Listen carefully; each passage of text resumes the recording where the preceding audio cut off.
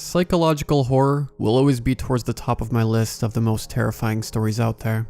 Tonight's video will have you thinking, that much can be said for sure. From tales of late night drives to demons tormenting one's mind, and much more. Also, my good friend SomberReads will be reading story 2 in tonight's lineup. If any of you enjoy his narration, be sure to check out his channel. We recently did a collab on his channel as well, so I'll have a link to that in both the description and pinned comment. He's less than a couple hundred from 1K, so let's see if we can help him out. A huge thank you to the writers for allowing us to narrate their stories. Their links can be found in the description.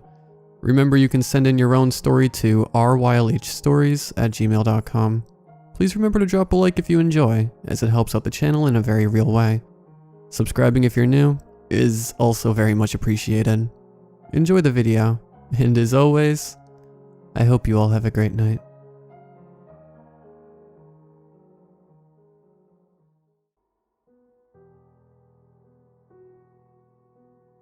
I hate driving.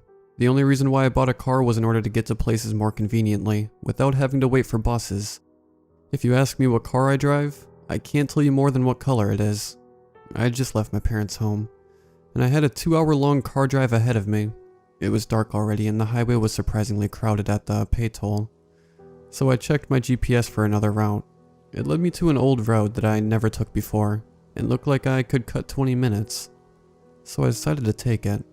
The road itself seemed well maintained, but the problem was, there were no lights anywhere. Even with my high beams, I could barely see through the devouring darkness ahead of me. I slowed down, unsure if there were any upcoming curves or animals that could jump in front of my car. About 10 minutes into my drive, I saw a person on the side of the road. He was holding his thumb out, trying to hitch a ride. I didn't really want to let strangers inside my car, especially in an isolated place like this one. So I ignored him and moved on. I wondered what the guy was doing in the middle of nowhere hitchhiking, but I shrugged it off and continued. 10 minutes after that, I saw another person on the side of the road with his thumb out. As I passed by, I realized it was the same person. His face and clothes were dirty, but it was undoubtedly the same person. Had I somehow gone back?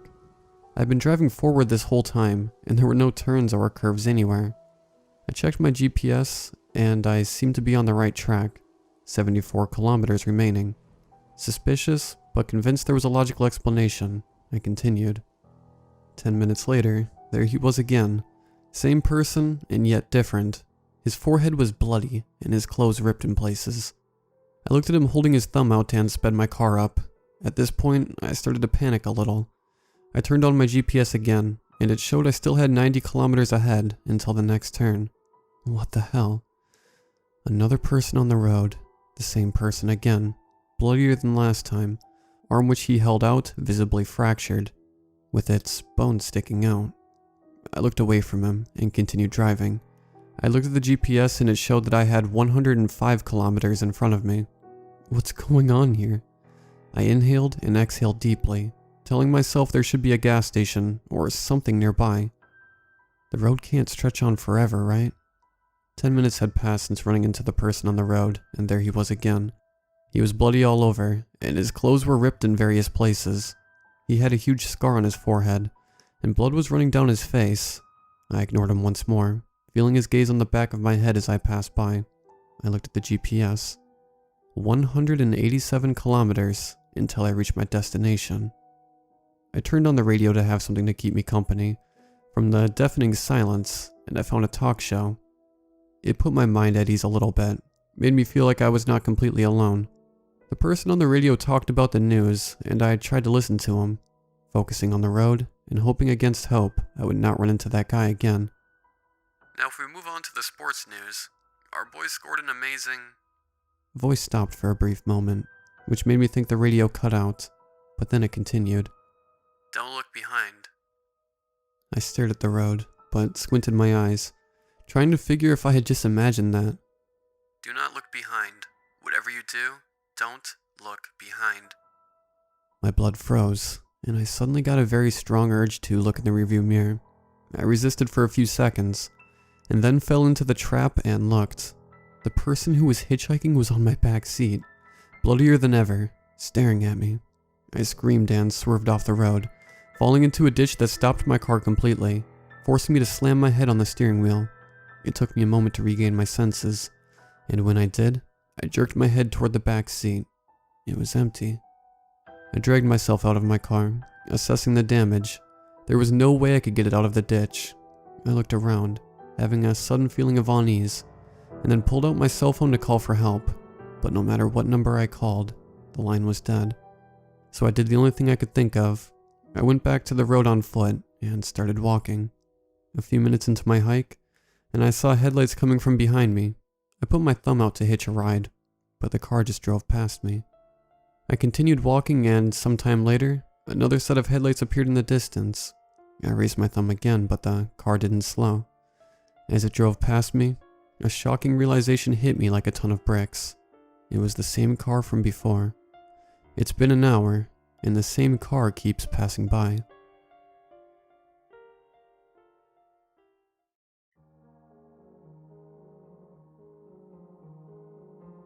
Okay, so I never really believed in this sort of thing. Not until a few days ago, at least. I mean, I'm one of those people, skeptical. I didn't really buy into all this stuff about ghosts, aliens, and goblins. Only thing that mattered in my life was popularity in school. But peer pressure can be a bitch. So there was this rumor going around at school. One of those creepy rumors you hear when kids go missing. Like, oh, I heard Jimmy did the boogeyman shuffle in his room in front of a mirror with squiggles. His parents only found his toe. Or some other stupid rumor. The crap kids make up. But Joey Molesky, he vanished the other night. I heard my mom saying his mom went crazy. Said she saw him in the mirror. Said he was screaming. She got taken away. People in white coats came and took her to the funny farm. Apparently, when they went into the house, they saw a rough scribbled red pen ink on the wall in Joey's room. He wrote, "Shadow Falls." Whatever that means. That's what I overheard one of the other students saying when I walked past their lunch table.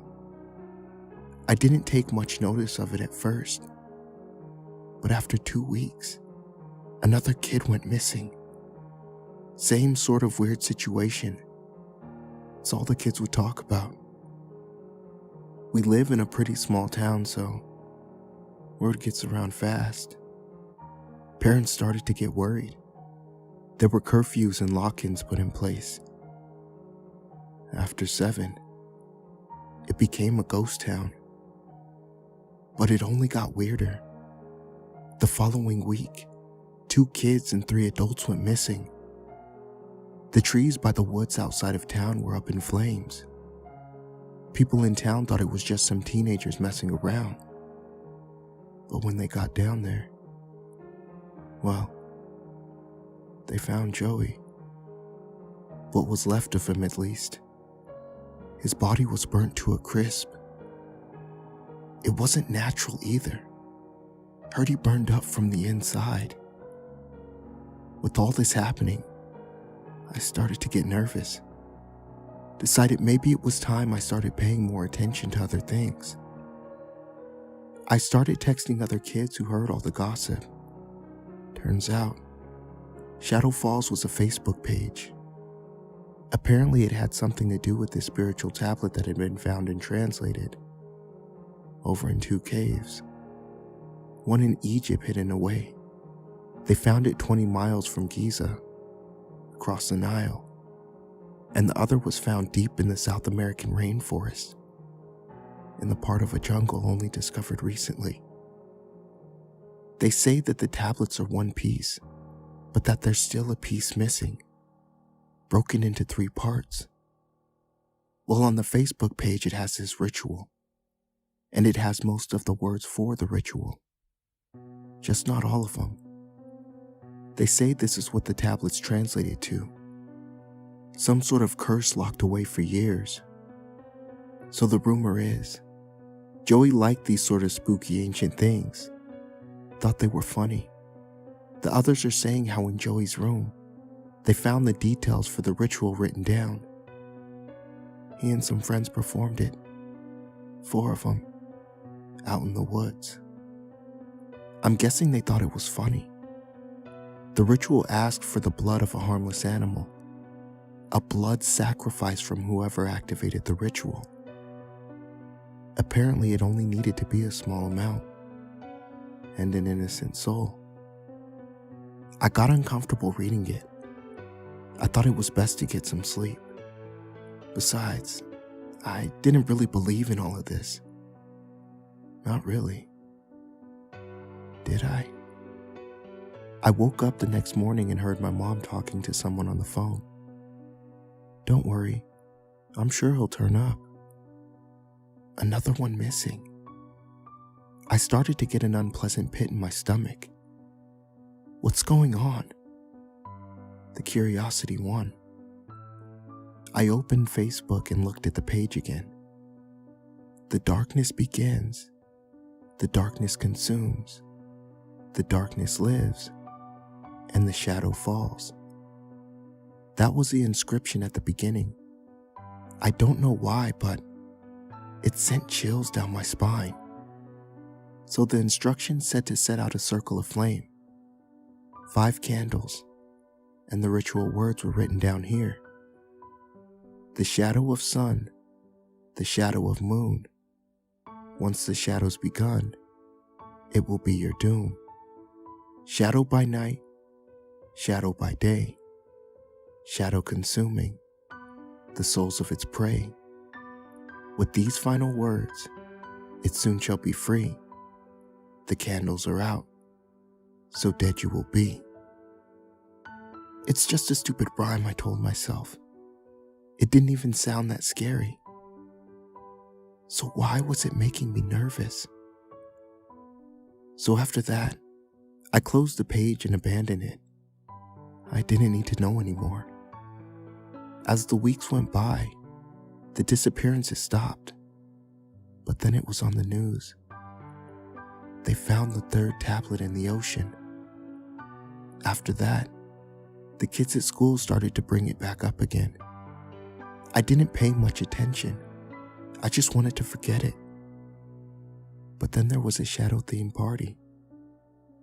Everybody was going. It's like nobody took it seriously.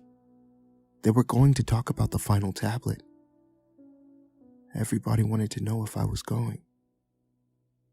And I agreed. Damn peer pressure. The next night at the party, they decided to do the last part of the ritual. So many jokers. None of them bought it. But I had started to feel something was off again. I tried to talk them out of it, but they wouldn't listen. Give him our flesh. Give him our bones. Wake the shadow now. Release all his bonds. In the darkness he waits for a simple taste. For when he is free, dead everyone shall be.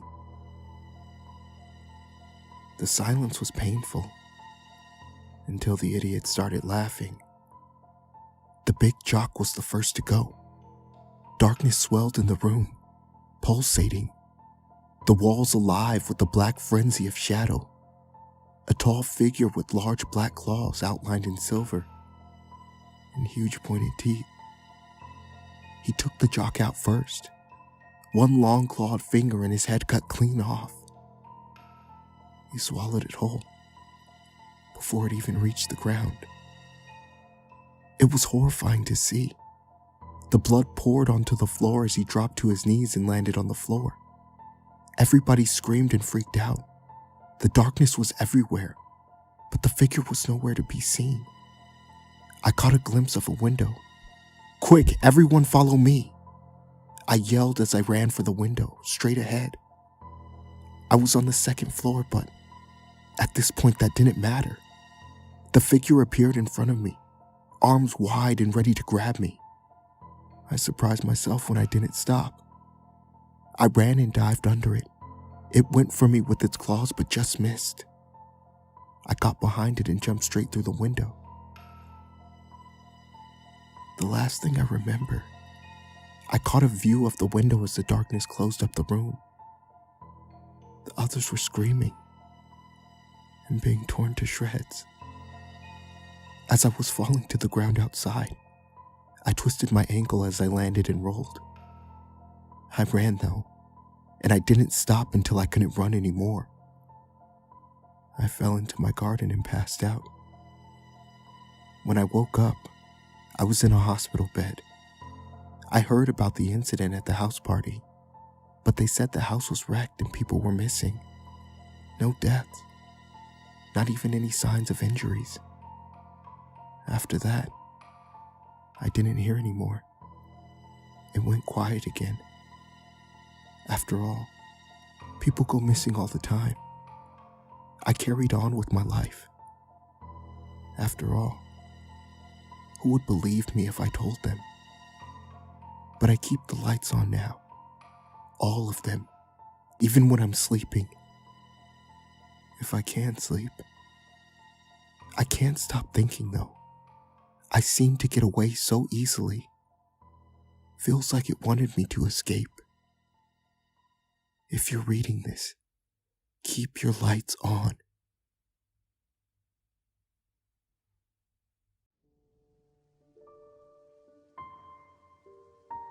Once, my grandfather asked me a question. Where does the darkness go when you switch the light on? Now, it was just a riddle I knew, with no answer.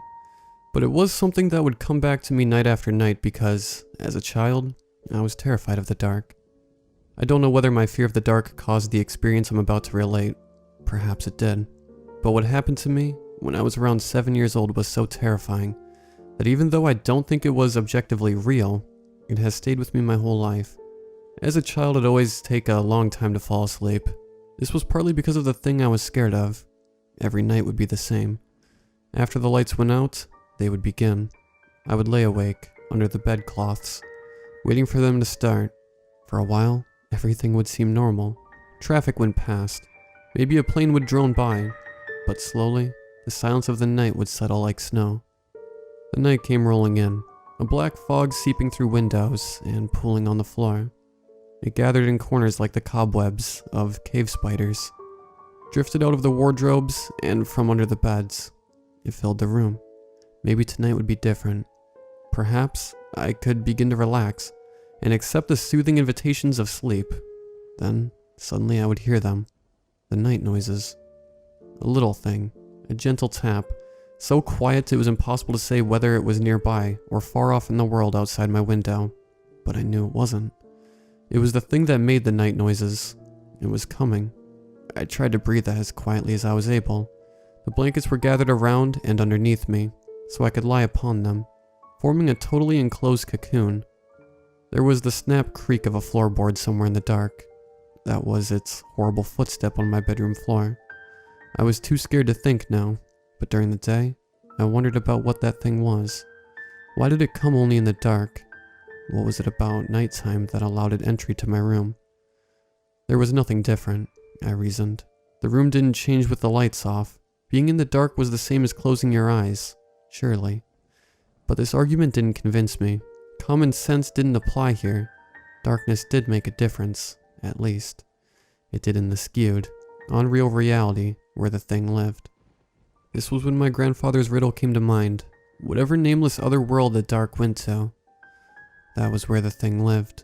In the light, in the dimmest of light, I could see the wall, or at least where the wall should be, but now, the blackness was absolute. It could have been a void of nothingness out there. It was impossible to tell. Without light in the world, to define surfaces and solid edges, to make them real, the thing could come through. It seemed like there were no solid walls, just endless darkness, and somehow that made a connection to its realm.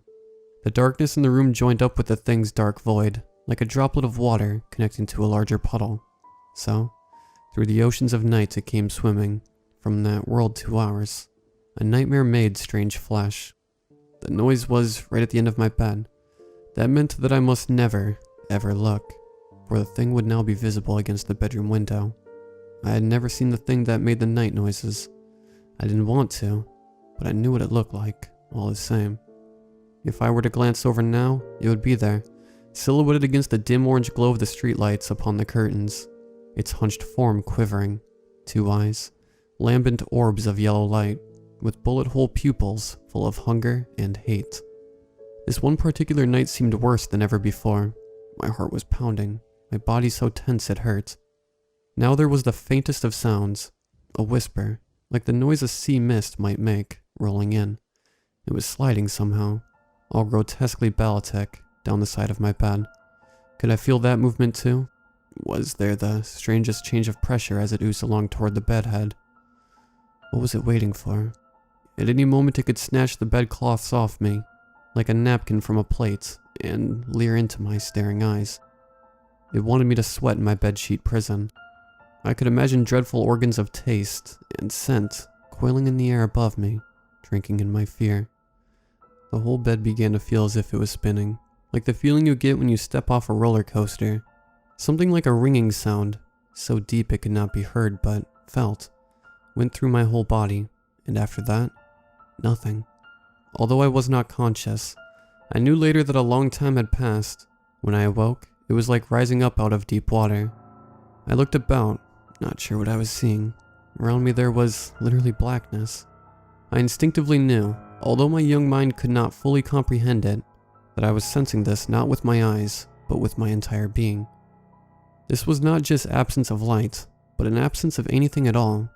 There was emptiness within me too, for I felt no fear. Just dull confusion, as though I was sedated, with muted curiosity, in the way one might explore a missing tooth. When coming around from anesthetic, I began to sense that I couldn't feel my body anymore. I don't think I had a body. Gradually, I became aware that below me, I thought of it as below, although there was no way to sense direction, was something not black, but red. It seemed at once far away and close by, a rectangular red shape that was visible through some kind of break or hole in the darkness itself. It seemed wet in some way, glistening like oilskin. Then the light shifted, as though a shadow was passing over it. There was movement, and another shape, indistinct, was next to it now. Then came a sound. In any circumstances, the gut-wrenching scream would have been awful. But what drilled right into my soul was that I recognized who was screaming. My own mother, wailing and gibbering like something inhuman. At that, the red shape resolved into a familiar object. It was a bed, viewed from above. The sheets stained bright red, and on it, but mangled into the twisted bedcloths, another shape. A grisly, visceral mass that my reeling mind refused to acknowledge. I tried to scream, as my mother was, but I had no mouth to do so. But the blackness moved, and the void closed in on the red shape, like the closing of an eye, and it was gone. It was just me now. Just me and the thing that made the night noises. Alone, in the never-ending dark, forever. The sparks of utter terror. The idea of such a fate seemed to free sticky cogs in my mind. Up to that point, everything had been viewed like a nightmare, passively observing. But now, I realized. I actually was aware that this was real. This was happening. My self-awareness rushed back, and there I was, conscious and terrified in that black nothingness. But I didn't believe the awful thing I had just witnessed. Something deep down just denied it. I don't know how else to explain what I felt. All this happens in seconds, but I can, even now, recall what my mind was instinctively thinking, as though something within me had said, right, that's it, I'm taking over.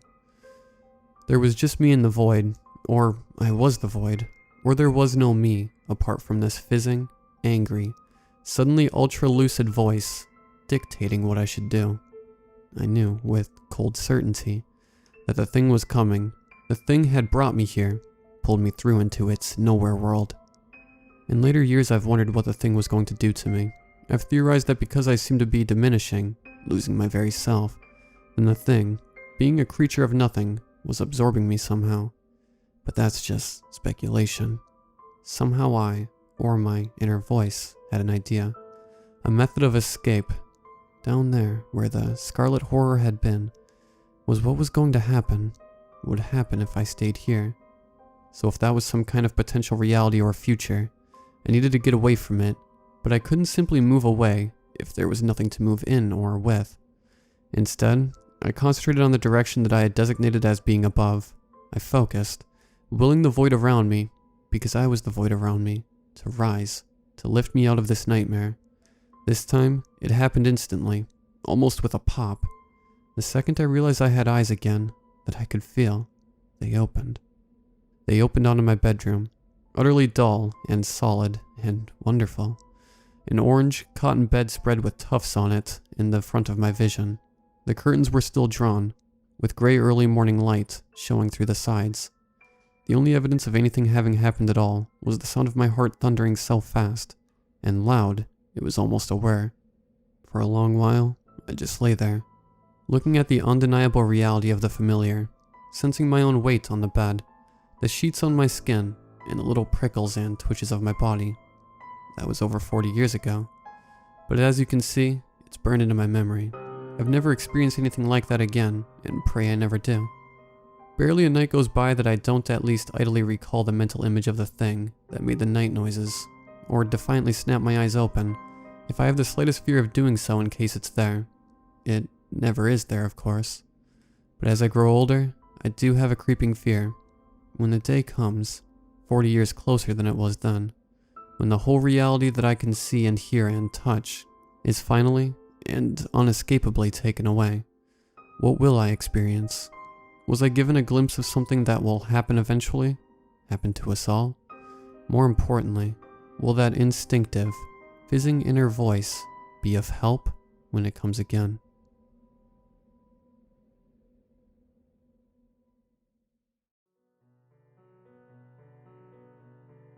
I work as a helicopter pilot for a search and rescue unit in Anchorage, Alaska. After a small 2-seater plane had crashed in the forest, my team and I found these journal entries in a small notebook. It was stuck between the frozen fingers of a 26-year-old man who had massive injuries. I thought the crash had brought these gut-wrenching gashes upon him, until I read the horrors hidden in the notebook. Day 1. The last thing I remember was telling Jerry that we were going to die. I must have blacked out, or hit my head, because I don't remember anything between now and then. When I woke up, Jerry was dead, and I somehow miraculously survived the plunge into the barren icy wilderness. The wind feels like daggers on my face. I saw a cave about 40 feet away from the wreckage, so I grabbed my shredded backpack and hobbled on my broken ankle. After collapsing once I made it to the cave, I did an inventory check. 2 bags of beef jerky, an empty thermos, 2 changes of clothes, and my schizophrenia meds. My parka has kept me warm enough to try to nurse my ankle to where I can at least walk on it, but I won't last long out here. I woke up in the middle of the night shivering, but I knew the cold wasn't what had woken me up. I felt on edge, the same feeling you get when you're walking home late at night, and you think you saw something, only there wasn't anything to see, only the sound of the wind. Day 2. After getting around 2 solid hours of sleep, I looked for some kind of kindle I could start a fire with. Finding wood wasn't a problem. Finding wood on the snow-covered floor of the wilderness that I could carry in my condition was definitely more challenging. After an hour or so, I was able to gather my findings into a tidy little fire pit. I tried to make sparks and ignite the bundles of broken sticks, but resorted to friction heat to create an ember. My 4 years as a Boy Scout was paying off. After the fire had been burning for around an hour, I felt my stomach roar with hunger. I ate half a bag of beef jerky and decided to take a nap to make up for the lack of sleep from the night before. I snapped my eyes open as I heard a scream in the distance. I thought I was dreaming at first, but after giving it some thought, it had to have come from the forest. I couldn't put my finger on what exactly the scream sounded like. I knew it couldn't be a human, because there isn't a human within a few hundred miles of me, but it didn't sound like any animal I'd ever heard before. I watched enough horror movies to know that wandering into the snowy abyss as the sun was setting was a huge mistake, and I decided that I would do my best to ignore it. It feels as if nights last significantly longer than daytime here, like 3 or 4 times as long. My perception of the time feels so wrong that trying to keep track of what time it might be is a waste. The eerie feeling of the previous night has come back. The only difference is that it doesn't go away.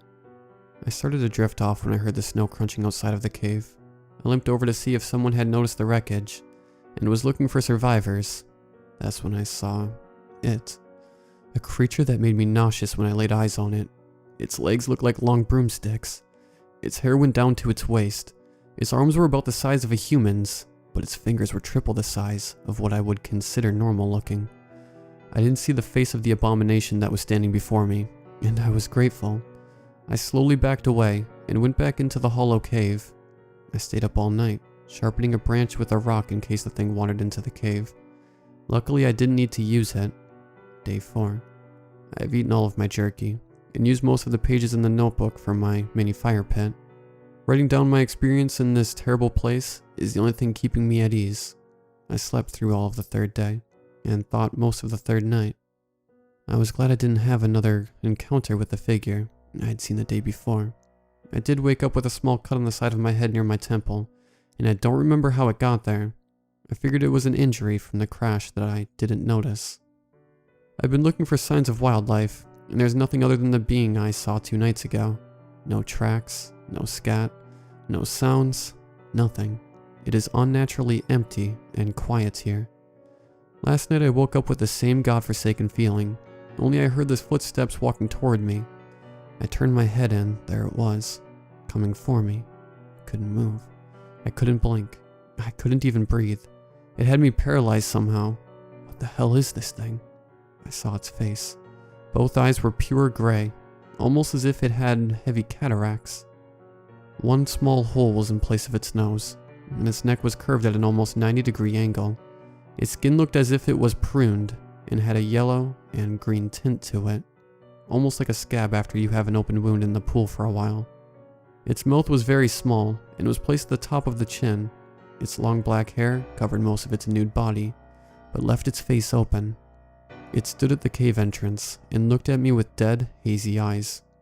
The light from the flames of the campfire danced across his dry and cracked skin. Then, he just left. I was able to get up when the light shined into my sleepless eyes. I am terrified of nightfall.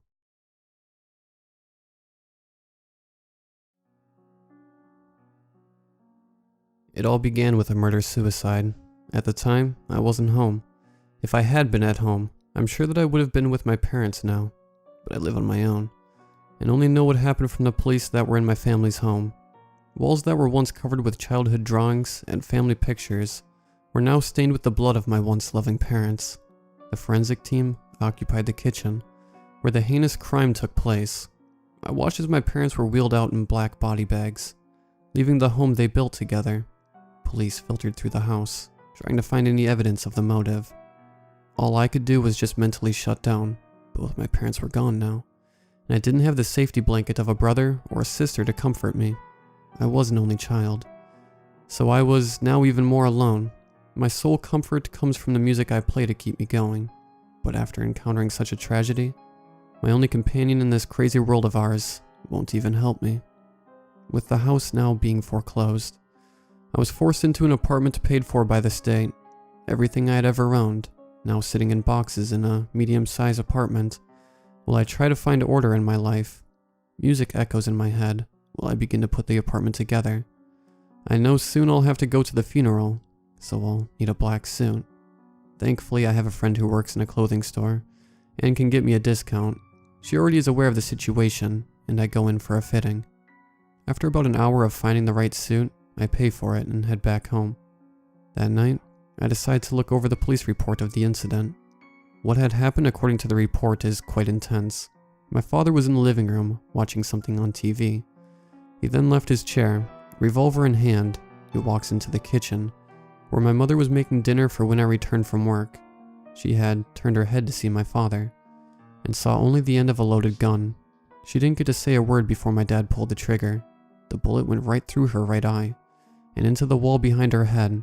Blood sprayed and left a large hole. My dad then turned the gun on himself and pulled the trigger. The bullet went through the center of his head, causing not only a blood splatter and a bullet hole, but brain matter came from the hole in his head. No motive has been declared at the time of the crime. All that was known was they both died in a murder-suicide.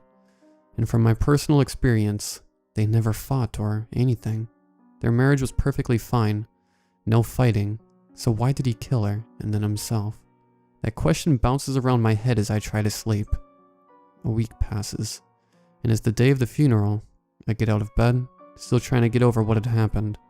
I had shed all tears possible, and couldn't bring myself to even try to farther comprehend the incident.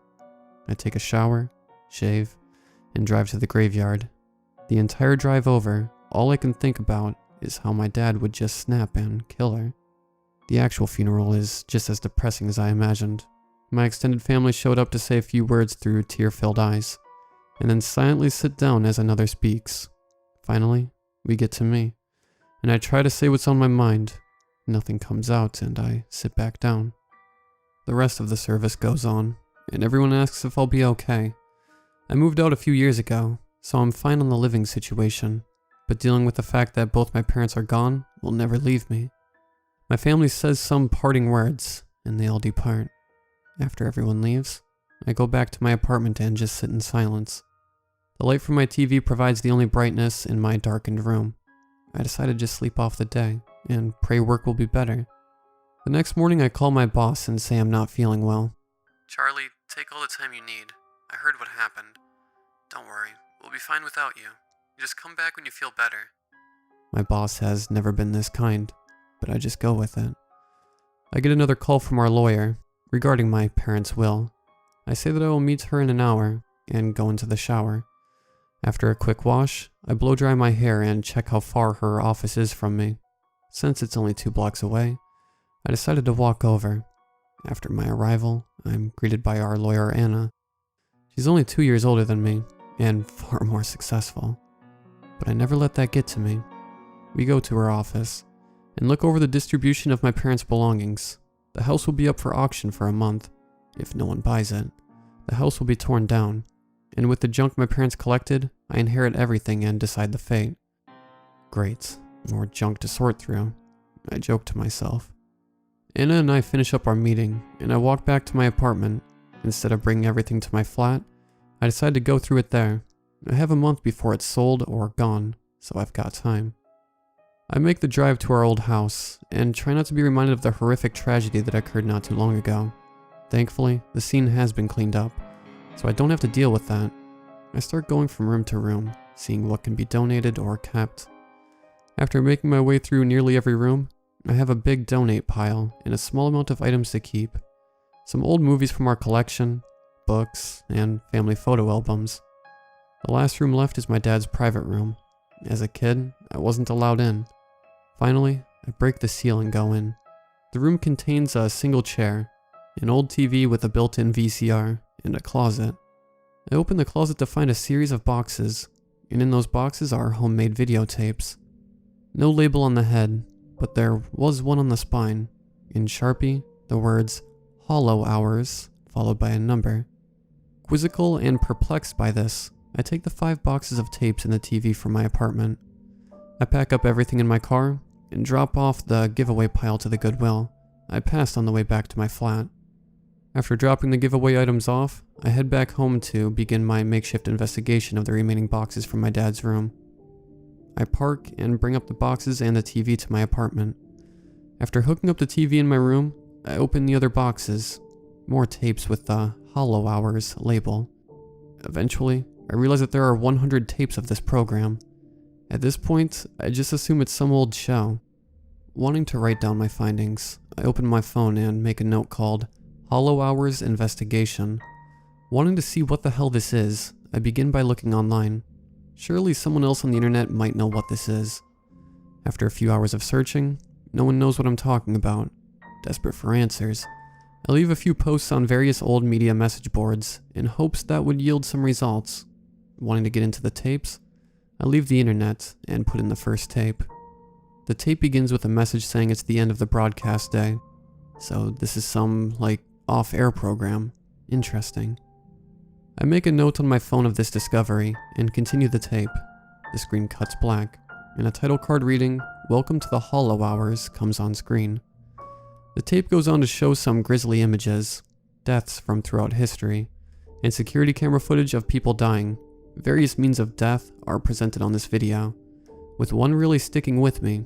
A man is crushed by a car, the camera focused on his head being crushed.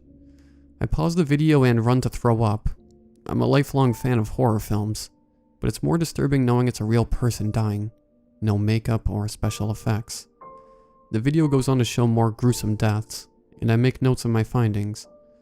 The tape ends with another title card. Thus concludes the Hollow Hours. Come back tomorrow. I eject the tape and keep it aside from the rest of the collection.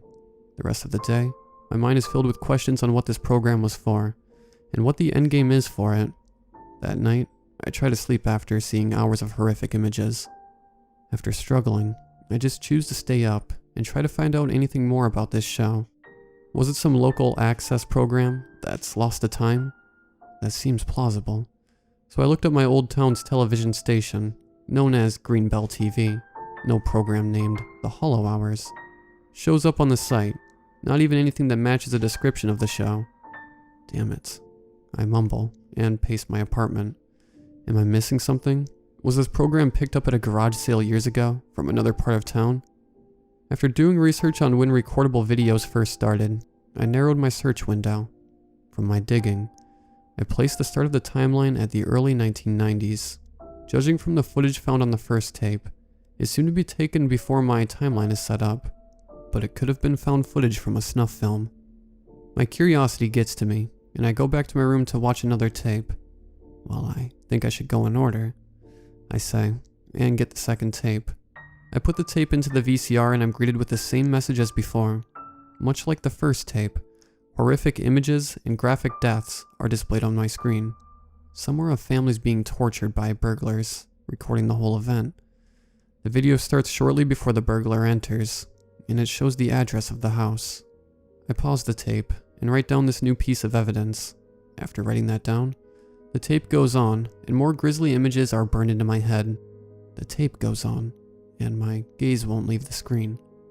After 7 hours, the tape ends with a "see you soon." I eject the tape, turn off the TV, and sleep to get my energy back. I'm awoken to a notification from one of the forum posts asking about the Hollow Hours. The commentator tells me that he recalls something akin to Hollow Hours and describes what he saw. He says it was early in the morning and many years ago, so he's unsure if it even aired. I thank him for his help and take a shower to wash away my odor. I've been cooped up watching these tapes for almost 2 days, and I need to clean myself up. All during my shower, images from the first 2 tapes rattles through my brain. I decide to drive to the house that was broken into during the second tape. It's a bit of a drive, but I just have to know. I gather myself and begin my journey to the break-in site. After an hour of driving, I arrive at the crime scene, or rather, the house that the incident took place. I leave my car and knock on the front door. The owner asks what's going on. As a lie, I say that I'm out of gas and my phone's dead. The homeowners let me inside. I sit with them and call for assistance. In reality, I just left a voicemail for Anna. "So can I ask you a question about the history of this house?" I ask, and they look at me like I'm insane. "Yeah, there was a break-in about 30 years ago. It was big news around these parts." Anna comes to where I am to help me. Actually, she just came to see if I was okay. "Yeah, just going through my parents' belongings." She shrugged and pulled out an empty gas can. I pretend to fill up my car and drive back home. So these tapes are actually old videos. Better keep watching. I think to myself as I enter my apartment. I close the blinds in my room and put on the next tape. The familiar greeting and more violence ensued. After a few hours of merciless violence and carnage, my brain just shuts down. It's like a walking coma. All I can do is insert tape after tape. By around tape 25, I awaken from my comatose state. I took notes, although I don't recall doing so. Reading them over, I'm taken aback by the horrific acts of horror, shootings, death by cars, death by consumption, and one labeled as just the most sickening thing I've seen yet. I dare not relive whatever that was, and keep going on. Days pass, and I finally arrive at the final tape, tape 100 of the Hollow Hours. Who knows what could be on this tape? Answers to what the hell this was, or just more acts of dehumanization. Anxious, I put the tape in. Instead of the familiar "Welcome to the Hollow Hours" from the previous 99 videos, this one starts with a man. He's standing in what can only be described as a cult robe. His face was obscured by the oversized hood. He speaks to the camera about his cult. One statement sticks out to me. "I want you all to spread the violence." He lingers on this phrase for a solid 10 minutes, after which the tape ends. I sit back in my chair and let what happened wash over me. This man wants to just spread hate, and his way to do this was from some underground television show? Desperate for answers, I go back online for more help. My forum posts yield no responses, which angers me. God damn it. I scream to myself and throw my phone down. After taking a minute to scream, I see something in the box I didn't notice before. Taped to the wall of the box is a note, written by my dad. It must have been obscured by the color of the box and the faded tape. I peeled off and opened the folded piece of paper. Scribbled on is another address. The cult. I think out loud and put it in my phone. Another long drive, and I arrive at a dilapidated warehouse. I park my car close by in case I need to escape. A door underneath a lamp seems like the only entrance, so I walk over. One knock later, and the door is open. I take out my flashlight and slowly make my descent down the stairs. Finally arriving on stable ground, a dark red light comes into view. "Who goes there?"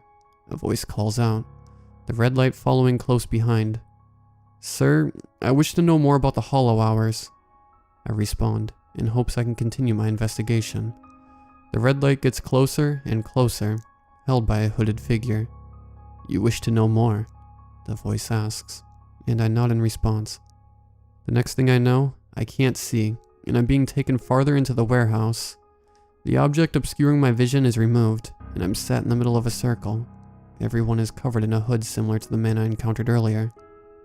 "Welcome to the cult of the hollow hours," I hear from another booming voice, followed by the circle murmuring to themselves. The booming voice's owner comes into view, and the discussions from the circle cease. "Yes, sir," I say, afraid of what will happen to me. The source of the booming voice comes to me and removes his hood. He's a rather muscular man, and stands out from the other meek members of the cult. "I see. And how did you find out about this cult? Did you watch the tapes, or did someone tell you?" He asks in hushed tones to me, kneeling down to be at eye level. I swallow my heart, which has now lodged into my throat. "Okay, sir. Let me explain how I wound up here. It all began with a murder-suicide."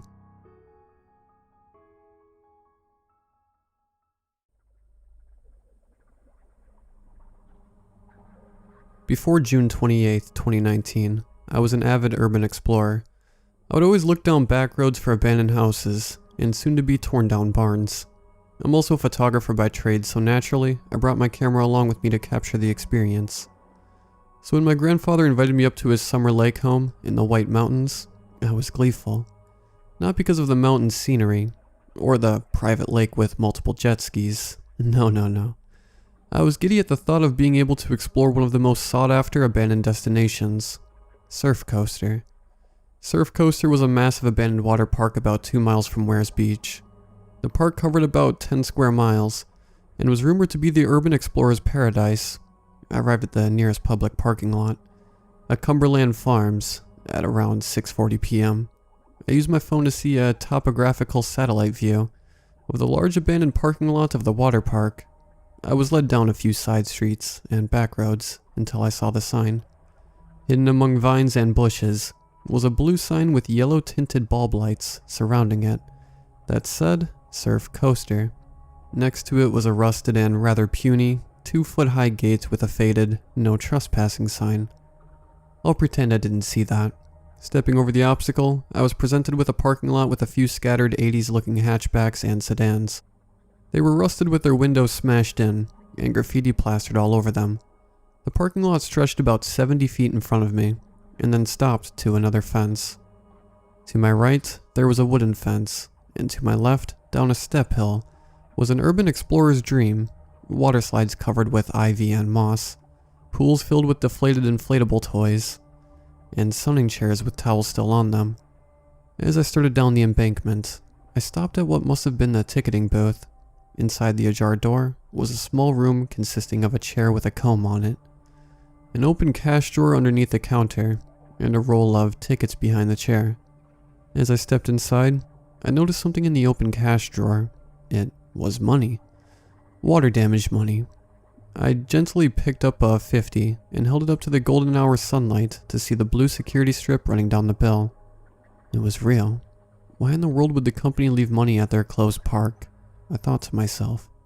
Placing the bill back in the drawer, I continued down the hill. The next 2 hours were fairly standard for urban exploring. Chipping paint, dirty water, rotting wood, all except for one small detail: the towels. On most of the lounge chairs by the large pool were people's towels, as if they had just left them. I thought nothing of it and ignored it. After I had seen the last enormous moss-covered water slide, I only had one more place to go: the bathrooms. Now at this point in my adventure, the sun had already set, and a cool breeze was making the hairs on my arms stand up. As I traversed the crumbling pool deck on the hillside bathrooms, I noticed something odd: the bathroom doors. The doors were rusted steel with large locks on them. When I got there, I was right. Large rusted locks were holding the bathroom doors shut. But why the bathrooms? I wanted to explore them, but they were built into the hillside and were mostly underground. So there was only one entrance. As I looked around for a rock or some heavy object to try and dislodge the locks, I realized that the ground surrounding the bathrooms were scattered with bullet shells. They were still shiny, and using my scarce weapon knowledge, they looked to be .30 caliber rounds. My stomach turned as the park could actually be closed due to an active shooter or terrorist. Wouldn't that have been on the news? I mean, that's a big deal. I settled myself, as they could have just as easily been rounds fired by some rednecks who used the water park as their gun range. It was New Hampshire, after all. I soon found a rusted fire extinguisher and successfully knocked the men's room lock off. Inside was an assortment of more towels, swim goggles, duffel bags, and dried up sunscreen bottles. The whole room smelled like vinyl for some reason, and I could barely snap a few pics before bolting out of there. Odd that they would lock that up, but it could serve as a home for homeless people or drug dealers. I was just going to skip the women's room, assuming it would be more of the same. But then the thought hit me: what if it was something else? What if it was the same? I had to know. After retrieving the fire extinguisher from the bush I threw it into, I knocked off the second lock and opened the heavy door. A blast of air hit me. There were two things wrong with that air. One was the fact that it made me as cold as I had ever been, and that it smelled like a rotting animal. I stepped out of the way to let myself warm up for a few seconds. I saw a good photo opportunity there with both doors open, so I took it. Setting my shutter speed to capture the light just right, I was about to take the photo when through the viewfinder, I saw something that made my blood curdle. Movement from inside. There was a grayish, brownish movement coming from inside. I dropped my camera in frozen fear. The faint lighting the full moon gave was enough to reveal the creature that slowly emerged in front of me. It was crouched down to fit inside the doorway, so I could only guess it was 9 feet tall. Its face was that of a wolf, and it had teeth that jutted out of its lips. Large green deer antlers topped its head, and its fur was greasy and slimy, like that of a dog's saliva. And as I stared at it, it let out the most terrifying sound I have ever heard. Its wail was high-pitched and raspy at the same time. Adrenaline rushed through me. As I turned to run back up the cracking stairs to the hill, my feet pounded on the moist soil as I neared the parking lot. I glanced over my shoulder, and only then could I see the complete mass of the creature. It had to be at least 10 feet tall, and its strides on all fours told me that I had to run faster than I'd ever run before if I wanted to live. So I did. I ran all the way back to the main road, and all the way to the gas station, all while listening to its ear-piercing wails grow farther away.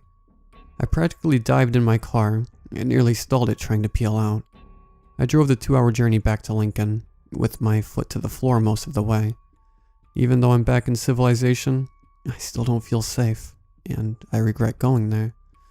I also regret dropping my camera, so if anyone wants a Canon 1DX, check the abandoned bathrooms at Surf Coaster. But beware of the Weirs Beach Wendigo.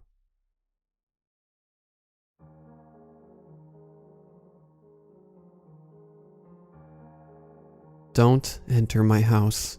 Whatever you do, reader, make sure nobody enters my house once I'm gone. Don't let the sounds get to you like it got to me. There are gaps in my memory, and I shudder to think about what could have happened during those times. But this is my story. I was home one day watching Netflix when I saw something out of the corner of my eye. There had been a flash of black, a piece of the night sky that disappeared the moment I looked at it. If I didn't know better, I would have sworn I'd seen a mouth in it. If I hadn't known then what I know now, I would have fled and never returned. But then it might not have been enough. I later found a small jet black feather in the corner of the room where the flash had been. It was extraordinarily dark, to the point that it seemed to blend into itself. I had ignored it at the time, leaving it on the table in front of my couch and continuing with my movie. The feather disappeared, and that was the last I saw of it. Then came the sounds. At first it was a strange chirping, but then it was an incessant ringing, like tinnitus. I didn't notice it at first, but it quickly began breaking my attention when it would get louder. You can imagine how hard a desk job is when something is constantly making noise. But that wouldn't happen for some time. The ringing would occasionally devolve into a barely perceptible screeching noise, the sound of overworked steel grinding into the ground way off in the distance. Life continued as normal. In the first couple weeks, I could almost ignore it completely. Almost. The first night after hearing the noise was filled with pleasant dreams. It was always a sunny summer day in a public park. There was always a slight breeze, and I was always starting off by sitting under the shade of a large tree. It was always comfortable and relaxing. Children would be playing sports and families would go on walks. Songbirds would chirp nearby. The noises from the day were here too. It was always centered on a small pug that followed me around the park. I could accomplish many things in this dream world. I felt powerful. The pug would speak to me in a deep voice. It told me it was a spirit of peace at war against the noise of disruption. It gave me tasks to do in the dream world, to fend off the noise. It never occurred to me to disobey, but I wish I had done so. Maybe that would have stopped the ringing. The commands would get progressively more peculiar as time went on. One day I had to find and skin a bear for its pelt. I woke up wearing the bear skin, and it's been a very nice coat since then. Stuff began materializing around me that I didn't attain while dreaming. A hunting knife, an old micro-cassette sound recorder, a crow's feather, black as a piece of the night sky. And then came last week. 6 days ago the noises changed. It became unintelligible whispers, awful continuous mutterings. My mind became a screaming well of voices as I began to lose my sense of individuality. I went to bed that night and couldn't sleep. The talking, it was so loud. Earplugs didn't work. White noise didn't work. I was getting desperate for a means of attaining some peace. I managed to get no rest that night as I stared at the alarm clock, watching the seconds tick by. I haven't gone to work since that day. Not that I would have been able to do much in my current state. It was 3 days ago when my friends came to check on me. The conversation is a blur. I remember her comment about the house being a mess and that I look like hell. It definitely felt that way. I was mulling this over when she screamed. She was standing over a half-decayed corpse, the reeking body lying face up on the small kitchen island, shattered limbs hanging off the side, most of its skin missing. How did that get there? I don't even remember getting out of the house, so there's no way I could have been the one to do it. It became so crystal clear right then. She had planted the body there to frame me for a murder. My blood froze at the thought. How could she betray me like that, after all we had faced together? Then my thoughts paused and the voices quieted. What had we been through together? I couldn't remember how I knew her, only that she was once my friend. I don't remember what happened after that, but that I had gotten a brand new bear pelt when my memory resumed. The voices were quiet for the rest of the day. I retained my sense of self, drawing the closest to the privacy of my own thoughts as I had been since the noises began. It was the night that the voices began to make sense. They were talking to me, one of the myriad minds, some speaking to each other, some speaking to me, and some just screaming in madness. One voice came out in particular. It had a deep voice. It was the voice of the pug from my dreams. I listened to it. I didn't think anyone would have disobeyed an order from a voice so calming, so truthful. He told me what I needed to do to make the voices stop. The rest of the voices followed suit, endlessly echoing his decree. His request made me hesitate, but the pain was too much to bear. You have to understand, I didn't want to do what I did. I was so tired, and they told me it would stop, They promised me it would stop, but they lied. They told me if I would just do what they asked, it would all be over. You are in no position to judge me when you would have done the same thing. So I followed the voice's instructions. I left the house for the first time in a week and found him wandering through the night. I don't know why they chose him. He had so much to live for, and so much left he could have done. But the noise persisted. I knew he was the target the moment a crow landed on his shoulder. All I had to do was get close while brandishing a hunting knife. When I had reached the jumping distance, I blacked out and woke up back home. Unlike last time though, the voices were no quieter, and I knew something bad had happened. I don't know what happened, but in my current clear thinking, it must have been something terrible. Why won't it stop the voices like last time? I have to make it stop. I want to sleep for the first time again. There was no summer day dream. There was only me, hunting and stabbing people over and over. I woke up tasting iron in my mouth, an acrid rotting stench in my nostrils. The voices were gone, but I knew they would be back. They would always come back. I need to put a stop to this soon. This is my last message to the world. Don't enter my house. Don't let the noises get to you. Stay away from the sound. The best defense is to hide from it. I'm pursuing the eternal silence now. I hope no noise will ever reach me there, where no action can catch up to me.